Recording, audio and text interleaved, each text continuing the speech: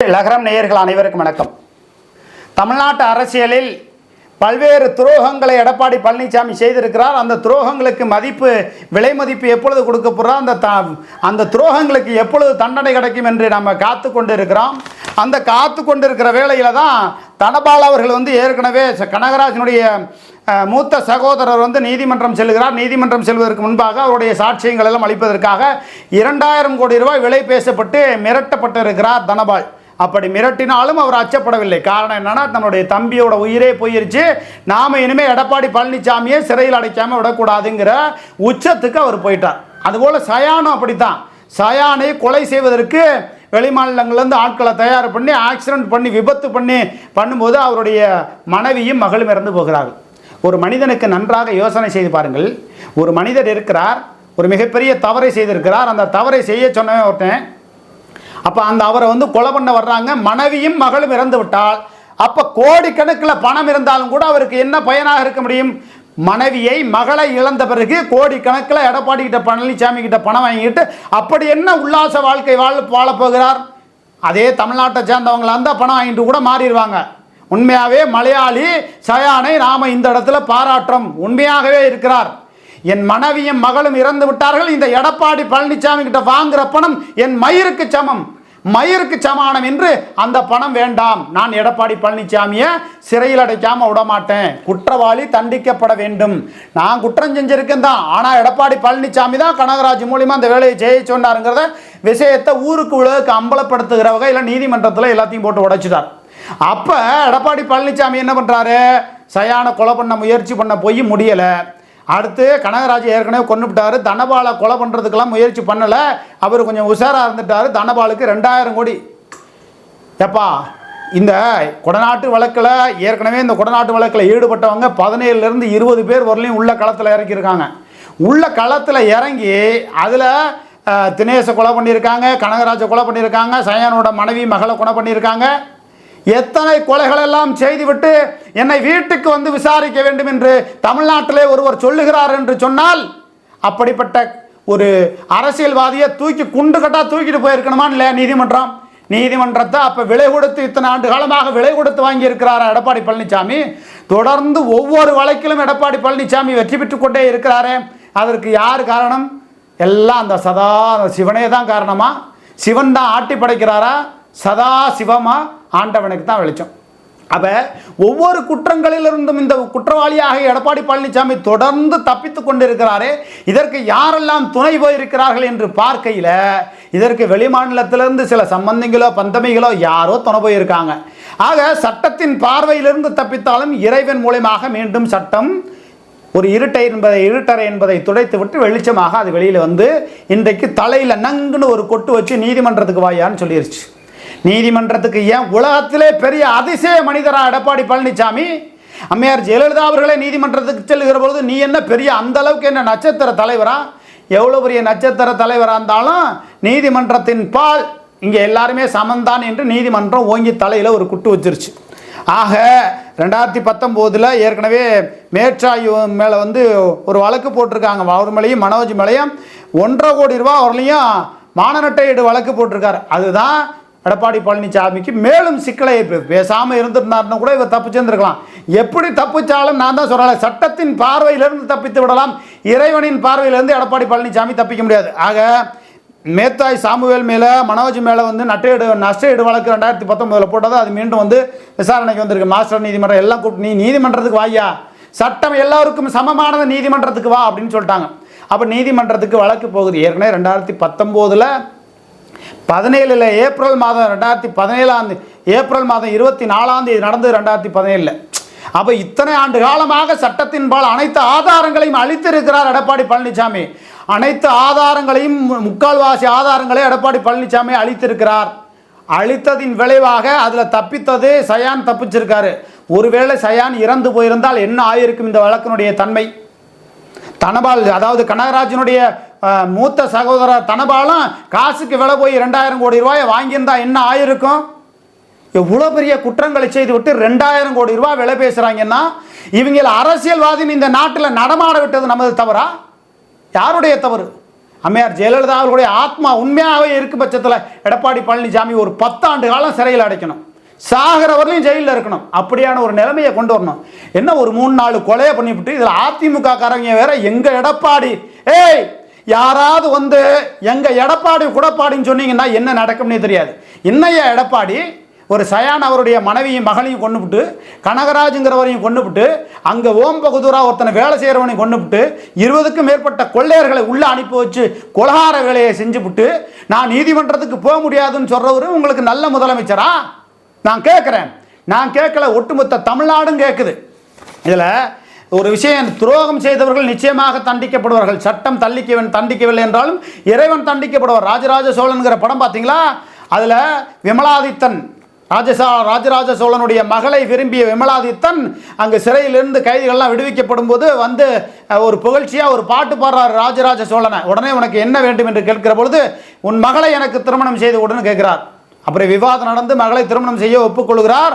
அப்போ பாலதேவன் வந்து ஐயையோ விமலாதித்தனுக்கு பொண்ணு கொடுத்தா எதிர்நாட்டுக்காரன் பூரா எல்லாம் ஒன்றா சேர்ந்து படையெடுத்து நம்மளை காலி பண்ணி போடுவான் அப்படின்னு சொல்லும்போது தான் பாலதேவரை வழிமறித்து பேசுகிறார். அப்போ இடைமறித்து பேசுகிறார்.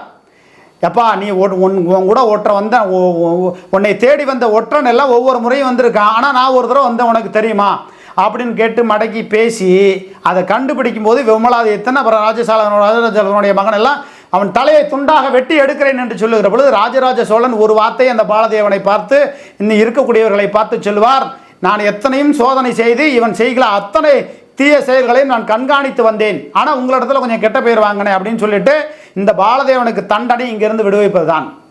இவனை காலம் தண்டிக்கும், காலம் தீர்மானிக்கும், இறைவன் பார்வையிலிருந்து தப்பிக்க முடியாது, காலம் தண்டனை கொடுக்கும் என்று ராஜராஜ சோழன் சொல்கிறார். அப்பதான் விமலாதித்தன் மற்றவங்களாம் சொல்றாங்க, பாலதேவர் போன்ற ஆட்களை துரோகிகளை நீங்கள் தொடர்ந்து இதுபோல மன்னித்து விடுவதால் உங்களுக்கு மறைமுகமான துரோகிகள் இருக்கிறார்கள் என்று சொல்லுகிறது. அவர்கள் காலத்தின் பால் விட்டு விடுகிறேன், அவர்கள் அழிந்து விடுவார்கள் என்று சொன்னார். ஆனால் அப்போ இருக்கிற காலகட்டங்கள் வேற, அப்போ இருக்கிற தெய்வங்கள் வேற. இப்போ நல்லவனும் சாமி கும்பிட போகிறான், கெட்டவனும் சாமி கும்பிட போகிறான். நான் ஒரு கொலை பண்ணணும்னு நினைக்கிறவனும் சாமி கும்பிட்டு ஐயா சாமி நான் அவனை நல்லபடியாக கொலை பண்ணிட்டு வந்து அவனுக்கு இவ்வளோ காணிக்க போடுறேங்கிறான். உலகம் கெட்டு போச்சு, சாமிகளுக்கும் இங்கே விலைபேசி ஆகிவிட்டது. சமயபுரம் பேரூராட்சிக்குள்ளே போகணும்னா ஒரு வாகனத்துக்கு 50 ரூபா கொடுத்தாகணும். சமயபுரத்தை ஆத்தாள சாமி கும்பிடணும்னா 1000 ரூபா, திருச்செந்தூர் முருகனை சாமி கும்பிடணும்னா 1500 ரூபா வசூல் வேட்டையாக நடந்து கொண்டு இருக்கிறது அரசு நிர்வாகத்தில். அது திமுக இருக்கட்டும் அதிமுக இருக்கட்டும், துரோகங்கள் பெரிய துரோகங்களை இந்த அளவுக்கு செய்கிற பொழுது அம்மையார் சசிகலா அவர்கள் ஏன் இந்த அளவுக்கு மௌனமாக இருக்கிறார் என்ற வினாவையும் நாம் அடிக்கடி செய்தியாக வெளியிடுறோம். நாம் ஒரு கட்டத்தில் சுட்டியும் சொல்கிறோம், சுட்டி காட்டியும் சொல்கிறோம். ஒரு கட்டத்தில் அவர்கள் மீது அவர்கள் இயல்பு தன்மையாக இருந்தது, ஏமாளித்தனமாக இருந்து டிடிவி தினகரன் போன்றவர்களை நம்பி மோசமான செய்தியையும் நாம் வெளியிட்டு வர்றோம். கொங்கு பகுதியில் கவுண்டர்களை பெரிய அளவுக்கு தொழிலதிபர்களை வளர்த்து விட்டார்கள். இங்கே தென் மண்டலத்திலே கல்லறு மரவரு ஆக முடிய பெரிய தொழிலதிபர்களை அம்மையார் சசிகலா வளர்த்து விடவில்லை என்ற செய்தியை நம்ம வெளியிட்டோம். இன்னும் அவர் பகுதியிலிருந்து நமக்கு கிடைக்கக்கூடிய தகவல், அண்ணா அப்படியெல்லாம் இல்லைன்னா நாம் வந்து முக்குளத்தூர் இனத்திற்கு பெரிய அளவுக்கு முக்கியத்துவம் கொடுத்து ஒரு ஆரிய பாப்பாத்தி நடத்திய தலைமையில் இருந்த கட்சியில் நாம் முக்குளத்தூருக்கு இந்த அளவுக்கு சேர்வையிலேருந்து அகமுடையிலிருந்து மரவர்லேருந்து கல்லர்லேருந்து வெள்ளாளர்லேருந்து வன்னியர்லேருந்து எல்லாருக்கும் முக்கியத்துவம் கொடுத்ததுக்கான 17% பேருக்கு வந்து முக்குளத்தூருக்கு வாய்ப்பு கொடுத்தது, முக்கியத்துவம் கொடுத்து எல்லாருக்கும் அமைச்சர் பதவி கொடுத்தது, நத்தம் விஸ்வநாதன்லேருந்து வைத்தியலிங்கத்துலேருந்து ஓ பன்னீர்செல்வத்திலிருந்து இந்த அளவுக்கு முக்கியத்துவம் கொடுத்ததுக்கு காரணம் யார்? அம்மையார் சசிகலா தான். இப்படிப்பட்ட அம்மையார் சசிகலாவுக்கு பெரிய துரோகத்தை செய்திருக்கிறார்கள். முதுகு பூரா கத்தி, உடம்பு பூரா கத்தி, ஒவ்வொரு விஷமா அவங்க பிடுங்கி எரியணும். சசிகலா அவர்கள் இப்பொழுது ஒவ்வொரு கத்தியா பின்னாடி இருக்கிற கத்தியா ஒவ்வொன்றா பிடுங்கி இருந்து விஷம் எது விஷத்தன்மை அற்றது எதுங்கிறத இப்போதான் கொஞ்சம் கொஞ்சமாக புரிஞ்சுக்கிட்டு வர்றாங்க. அதுக்குத்தான் நாம தவறுகளையும் சுட்டி காட்டி அவர்களை பற்றி ரொம்பவும் புகழ்ந்து பேசாமல் நம்ம உண்மைத்தன்மையை நடுநிலையாகவும் கொஞ்சம் அவர்கள் மேலே தவறு இருக்கிறதையும் அவர்களை சார்ந்தவர்கள் தவறு செய்ததையும் நம்ம சுட்டி காட்டிட்டு வர்றோம். இனி கொஞ்சம் கொஞ்சமாக அவர்களை சார்ந்தவர்கள் நீங்கள் விலகி இருக்கணும். அம்மையார் சசிகலா அவர்களை மட்டும்தான் அரசியல் களத்துக்குள்ள வரணும், வேற யாரும் உள்ள வரக்கூடாதுங்கிற செய்தியை நம்ம வெளியிட்டு வர்றோம். இப்படி தொடர்ந்து அம்மையார் சசிகலா அவர்கள் பல்வேறு துரோகங்களை குடும்பத்திலிருந்து டிடிவி தினகரன்லேருந்து ஓபிஎஸ்லேருந்து அனைத்து துரோகங்களையும் கண்டுபிடித்து அவர் கொஞ்சம் கொஞ்சமாக விலகி இன்னைக்கு அரசியல் கட்சிக்குள்ள வராங்களையும் அப்பப்பா அவர் படுகிற பாடு மனதுக்குள்ள எந்த அளவுக்கு வேதனையாக இருக்கும். கணவனை பிரிந்து தோழிக்காக வேண்டி வாழ்ந்து சொத்து பத்தெல்லாம் விடுங்க, என்ன போகும்போது என்னத்தை கொண்டு போக போகிறோமா என்ன? அம்மையார் சசிகலா அவர்கள் அவங்கள பற்றி நிறையும் சொல்லியிருக்கோம், குறையும் சொல்லியிருக்கோம். ஆனால் முதலமைச்சர் என்ற பதவியை கொடுத்து விட்டு போனது அம்மையார் சசிகலா தானே. அதற்கு நன்றி விசுவாசமாக எடப்பாடி பழனிசாமி இருந்திருக்கணுமா? ஓ பன்னீர்செல்வம் கட்சியை விட்டு நீக்கணும்னு சொல்லும்போது இருங்க கொஞ்சம் பொறுத்துருங்க, உங்களுக்கு முக்கியத்துவம் தர்றேன், உங்களுக்கு தேவையான சம்பாதிக்கிற வழிவகையில் தர்றேன், அந்த இதை நீங்கள் செய்ய சொல்ல வேண்டாம் அப்படின்னு சொல்லியிருக்கணுமா இல்லையா? துரோகத்தில் முதல் துரோகம் யாருன்னா எடப்பாடி பழனிசாமியை தாண்டி இந்த ஓ பன்னீர்செல்வம் தான். மறவர்களை நம்ம ஒட்டுமொத்தமாக குறை சொல்லல, மறவர் இனத்தில் பிறந்து இந்த அளவுக்கு துரோகத்தை செய்ய ஓ பன்னீர்செல்வத்துக்கு எப்படி இப்படி மனம் வந்தது? இப்போ கூட வழக்காடு மன்றத்தில் அம்மையார் சசிகலா அவர்களை பொதுச் செயலாளராக நியமனம் செய்தது நான் உட்பட சுயநினைவோடு தான் அதை செஞ்சேன். அதனால் அதை நாங்கள் ஏற்றுக்கொள்ளக்கூடிய நிலைமையை சட்டம் வழிவகை செய்ய வேண்டும் என்று அம்மையார் சசிகலா அவர்களை போய் சென்று சந்தித்திருந்தால் உண்மையான மறவர் கூட்டத்திலே வானத்தமிழன் மார்பிலே பார்வடித்த பச்சை தமிழன் என்று நாம் ஓ பன்னீர்செல்வத்தை பாராட்டி செய்தி போடுவோம், எல்லாருமே பாராட்ட தயாராக இருக்கும். இப்பயும் ஒன்றும் மோசம் இல்லை, அம்மையார் சசிகலா அவர்கள் தான் தலைமையில் ஏற்றால் மட்டும்தான் இதுக்கு ஒரு விடிவு காலம் பிறக்கும் என்பது தான் நாம் சொல்லுகிற கருத்து. இன்னொரு விஷயம், இந்த அளவுக்கு துரோகம் செய்த, அதாவது செந்தில் பாலாஜி அமமுகவை விட்டு பிரிந்து போகிற பொழுது டிடிவி தினகரன் நாங்கள் கழட்டி போட்ட கோமனங்கிறாரு. வாத்து ஆனந்த் போகிற பொழுது அப்படி சொல்றாரு, பழனி மாணிக்கம் போகிற பொழுது அப்படி சொல்றாரு, பழனியப்பன் போகும்போது உசிலம்பட்டியிலிருந்து மகேந்திரன் போகும்போது நாங்கள் கழட்டி போட்ட கோமனங்கிறாரு. இந்த அளவுக்கு கோபமாக ஆக்ரோஷமாக டிடிவி தினகரன் பேசுகிற பொழுது அம்மையார் சசிகலா இந்த அளவுக்கு மௌனமாக அமைதியாக பேசாமல் இருக்கிறாங்கன்னா என்ன அர்த்தம்? அதிகாரத்தின்பால் சிங்கத்தின்பால் சிங்கமாக சிங்கத்திற்கு பக்கத்தில் இருந்த அம்மையார் சசிகலா அவர்கள் இந்த அளவுக்கு அமைதியாக இருக்காங்கன்னா எல்லோரும் இணைந்து ஒன்றாக அரசியலை செய்வோம் என்ற கட்டத்துக்குள்ளே வர்றாங்க. இதற்கு மீறி இந்த டிசம்பர் 26 நீங்கள் இது யாரையும் நாங்கள் இணைச்சிக்க மாட்டோம், ஒன்றும் பண்ண மாட்டோன்னு சொல்லி எடப்பாடி பழனிசாமி செய்தால் நிச்சயமாக தென்மண்டலத்தில் மிகப்பெரிய ஒரு மாநாடை அம்மையார் சசிகலா அவர்கள் நடத்துவார்கள். அலைகடலான திரண்டு வாருங்கள் அம்மாவின் தொண்டர்களே, அம்மாவின் தொண்டர்களே என்று ஹேஷ்டாக் போட்டு என்னை போன்றவர்கள் செய்தி பரப்ப தயாராக இருக்கும். அரசியலில் நம்ம தான் ஏற்கனவே வெளிப்படையாக சொல்லிட்டோம், டிடிவி தினகரன், ஓ பன்னீர்செல்வம், எடப்பாடி பழனிசாமி, அம்மையார் சசிகலா, இங்கு அரசியலில் யாரும் யோக்கியர்களாக இருக்க முடியாது, இருக்க விட மாட்டார்கள். ஆனால் ஒரு பதவியை கொடுத்து விட்டு போனவர்கள், கட்சியை இத்தனை ஆண்டு காலமாக அரசாங்கத்தையும் அரசு நிர்வாகத்தையும் கட்டி காத்த அம்மையார் ஜெயலலிதா அவர்களோடு இருந்த அத்தனையும் கட்டி காத்து 17% மேலாக எல்லோருக்குமே முக்குளத்தூருக்கு வாய்ப்பு கொடுத்ததுக்கு ராஜன் செல்லப்பா போன்ற துரோகிகள் இங்கே என்னென்ன பேச்சு பேசுறீங்க? அரசியல்லேருந்து விளைவிக்கணுமா? நீங்கள் பேசின பேச்செல்லாம் கொஞ்சம் நஞ்சம் பேச்சுக்கல. சோறு திங்கிறீங்களா, சோத்தை விட்டு வேற எதுவும் திங்கிறீங்களான்னு தெரியல. எவ்வளவுதான் பணம் தேவைப்படும்? ராஜன் செல்லப்பாவுக்கு ஏற்கனவே கோடிக்கணக்கில் சொத்து இருக்கு. ஏன் மேலும் மேலும் எடப்பாடி பழனிசாமி கொடுக்குற பணத்துக்காக வேண்டி இப்படி போறீங்க? ஆகையினால அம்மையார் சசிகலா அவர்கள் ஒரே ஒரு மாநாடு, ஒரே ஒரு பொதுக்கூட்டம் ஏன்னா தென்மண்டலத்திலேயோ திருச்சியிலேயோ நடத்துகிற பொழுது அலைகடலான திரண்டு நிற்பார்கள். எனக்கு நடந்த கொடுமையை பார்த்தீங்களா? என் கணவன் இறந்த பொழுது ஓ பன்னீர்செல்வம் வரவில்லை, மகாதேவன் இறந்த பொழுது வரவில்லை.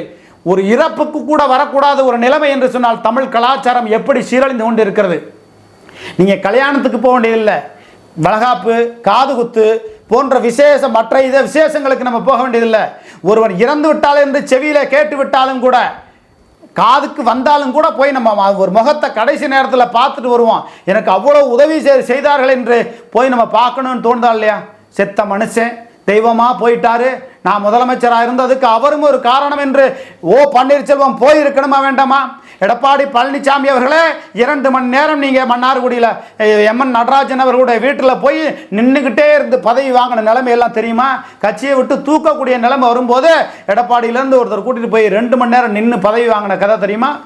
ஞாபகம் இருக்குதா எடப்பாடி பழனிசாமி அவர்களே? புதுக்கோட்டையில் இருக்கக்கூடிய விஜயபாஸ்கராக இருக்கட்டும், கோயம்புத்தூர்ல இருக்கக்கூடிய வேலுமணியா இருக்கட்டும், சிந்தித்து பாருங்கள். அவர்கள் இன்று நீங்கள் அதிமுகவில் இந்த அளவுக்கு வளர்ந்துட முடியுமா? நன்றி கட்டத்தனமாக இல்லாமல் நன்றியோடு இருங்கள்.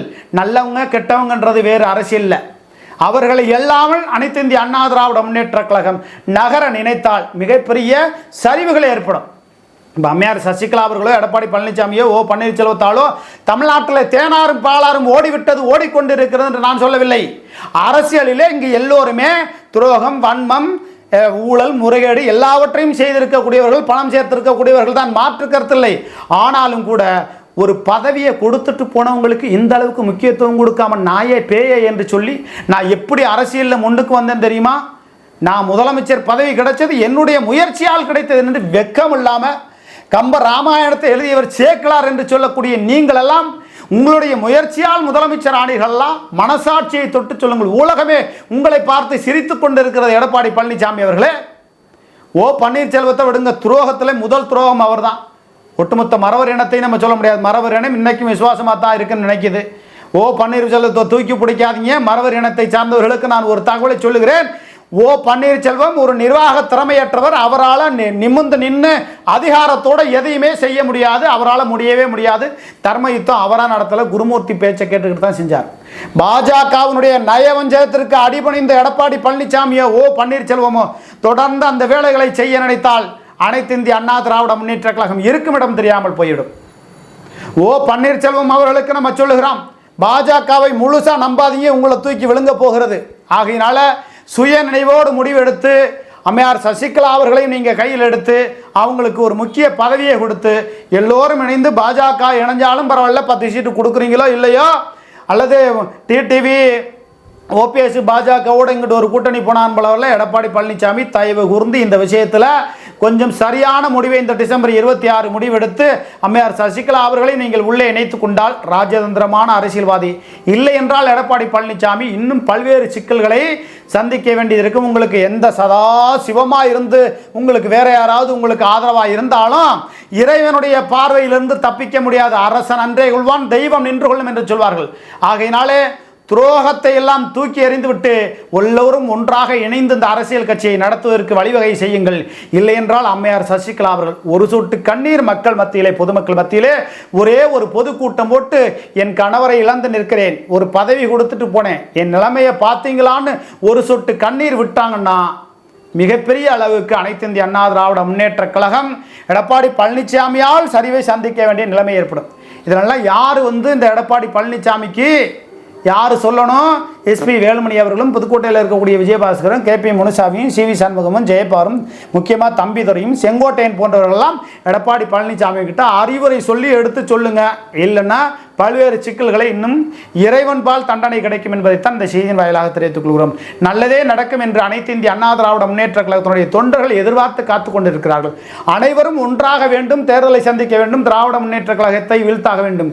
இல்லை என்றால் திராவிட முன்னேற்ற கழகத்தை வீழ்த்த முடியாது என்பதுரையும் முதலமைச்சர்னு உட்காந்துவான். இதுதான் நடக்க போது பாருங்க. ஆகையினால எடப்பாடி பழனிசாமி அவர்களே எல்லோரும் இணைந்து ஒன்றாக அரசியல் செய்ய முயற்சி செய்யுங்கள் என்பதைத்தான் அனைத்து இந்திய அண்ணா திராவிட முன்னேற்ற கழகத்தினுடைய தொண்டர்கள் சொல்லக்கூடிய கருத்துக்களாக நாம் சொல்கிறோம். நன்றி, வணக்கம்.